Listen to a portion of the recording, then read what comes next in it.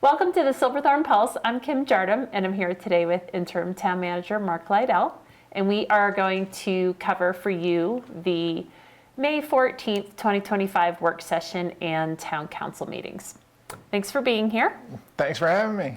Let's jump into work session first. Our Sustainability Coordinator, Christy Diagati, gave an update on the Pay As You Throw program. Yeah, and I think we're getting a lot of inquiries about the Pay As You Throw program because certainly Breckenridge and Frisco have implemented Pay As You Throw quite some time ago, and now the county has implemented the Pay As You Throw program. And so there's been a lot of news media associated with that, and certainly ads on the radio talking about the fact that people are looking to pick up their bins by August 1st. So with that, we're getting inquiries at our front desk concerning Pay As You Throw. So we wanted the opportunity to update Town Council as to what the other jurisdictions are doing when it comes to Pay As You Throw, because Dillon and Silverthorne have not adopted Pay As You Throw at this time. So the other pieces associated with it is waste management. The private trash hauler has decided to implement Pay As You Throw across the entirety of the county, including Silverthorne and Dillon. And I think that's just their management, that they wanted to just implement it everywhere. So if you're a customer of waste management, you should be receiving a flyer to talk about implementation of Pay As You Throw throughout the entirety of the county. So we wanted to bring council up to speed to let them know that that's what's happening with it. Also, we had some discussions relating to the fact that there's going to be recycling from the state law starting in January of 2026. So those are some of the items that we wanted to update Town Council on. Great, excellent. And prior to work session, we had the scholarship recipient reception for Town Council in the Town Hall lobby. That reception is an opportunity for the scholarship recipients to come together with Town Council, meet one another, say hello, say thank you, have a few treats and some refreshments before the regular meeting starts. So just to recap the scholarship program, we had 22 local scholarship recipients from within the town of Silverthorne town limits, to a total of $52,500. So 22 students moving on to the higher education world, and a little bit of assistance from the town of Silverthorne. Yeah, it was great to get to see them and have them come in and get to meet town council members, and also to give us an opportunity as to where they're headed off to their next endeavors. Yeah, absolutely. So moving into the regular town council meeting, under consent calendar, we had a resolution approving a condominium plat for buildings 1 and 2 at the Wave on the Blue subdivision. Now that's the subdivision directly adjacent to the Dillon Ranger District building, correct? Correct, yes. That building has been completed for a while. It was apartments, but they've decided to turn it into condominiums. So this is just a formality from the town's perspective to create the airspace, if you will, to create the units that they can then sell off as condominiums. So that's why it's on consent calendar. Got it. And the other consent calendar item was a resolution of the town council appointing interim town manager. And who might that be? Well, I'm the interim town manager, which I appreciate for town council to give me the opportunity to fill in as the town manager and continue a lot of the great work that we've done at the town. Excellent. Under public hearings, there was an ordinance approving a rezoning application for 247 and 309 Rainbow Drive. This is the former Green Village from the outlets. This is the property adjacent to Chipotle, correct? Yes, and it actually includes Chipotle. So it's Chipotle and everything to the north of that, all the way to the 4th Street. And this is a pretty big rezoning for the town because we wanted it to be town core. It's in our town core zone district, and so that's what they decided to come in and request, is a rezoning to town core. And so according to our comprehensive plan, it's in the town core design district, and so rezoning to town core is certainly appropriate. So a lot of people say, what does town core zoning mean? And really, it's allowing for residential uses to be able to go in on the upper floors. Certainly the ground floor has to be more commercial-oriented businesses, but you could have residential on the upper floors.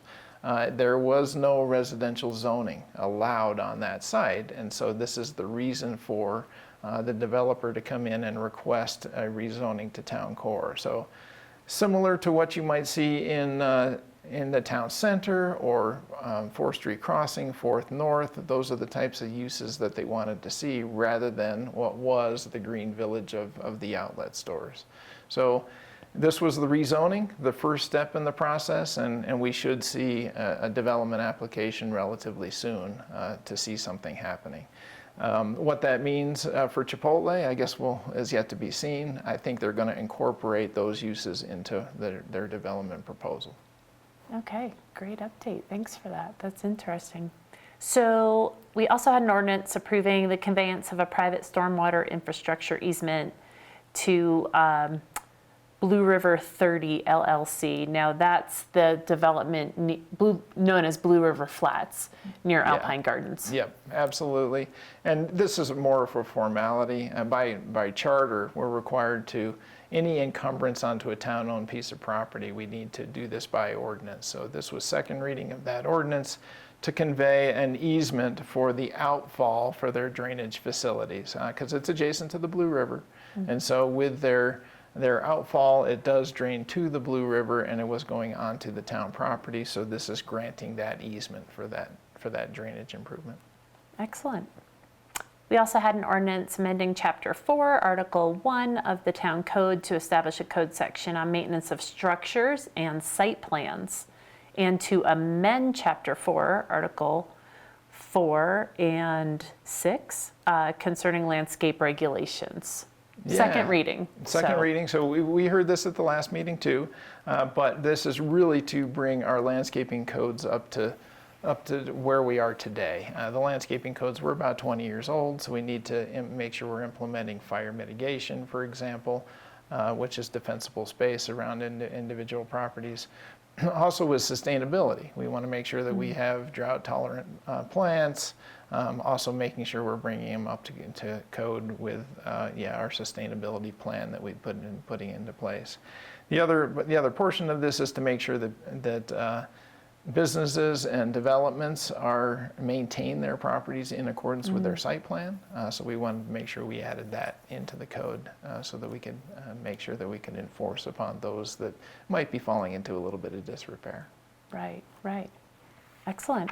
So on to action items. We had an ordinance approving the conveyance of a private stormwater easement to Blue River 2020 LLC, which is the Wave on the Blue that we just spoke about, adjacent to Dillon Ranger District. Yep, just north of the Dillon Ranger District, very similar.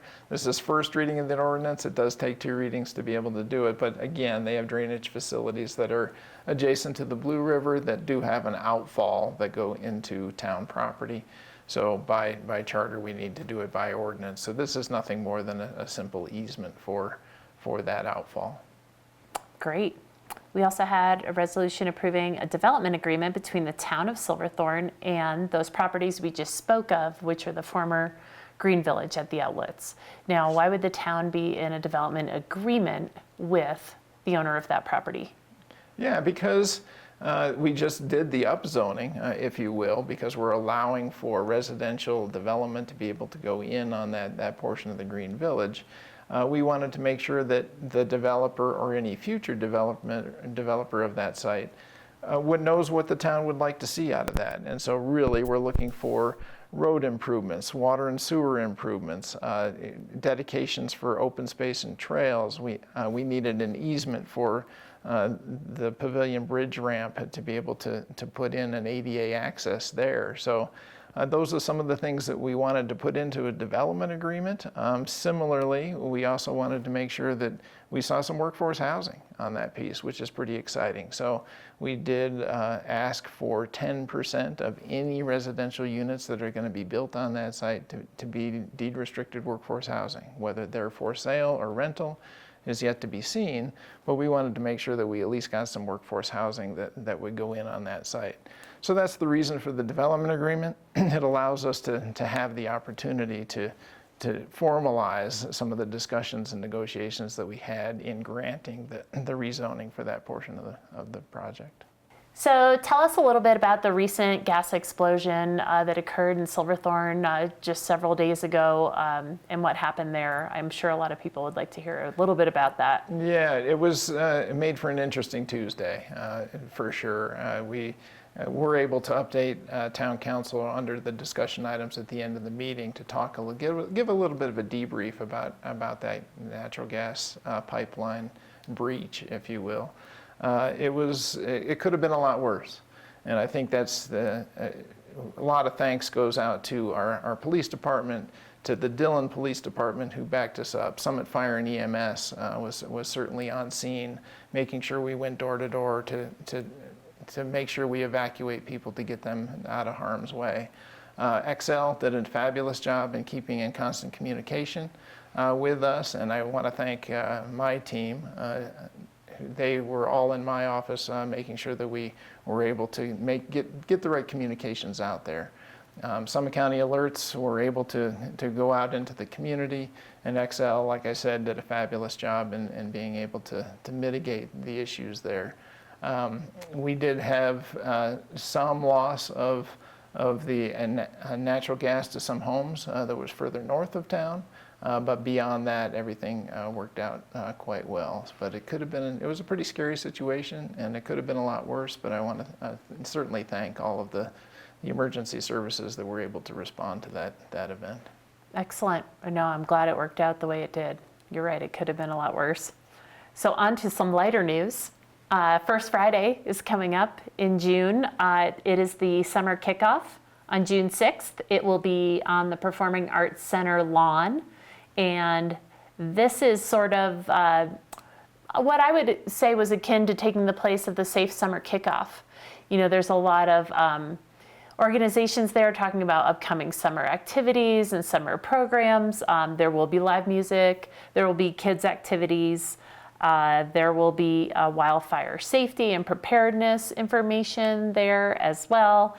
And of course, the most fun is all the emergency vehicles that show up that everyone gets to tour and look at and touch a fire truck, right? So anyway, June 6th on the Performing Arts Center lawn. Thanks so much for joining us, and we will see you next time.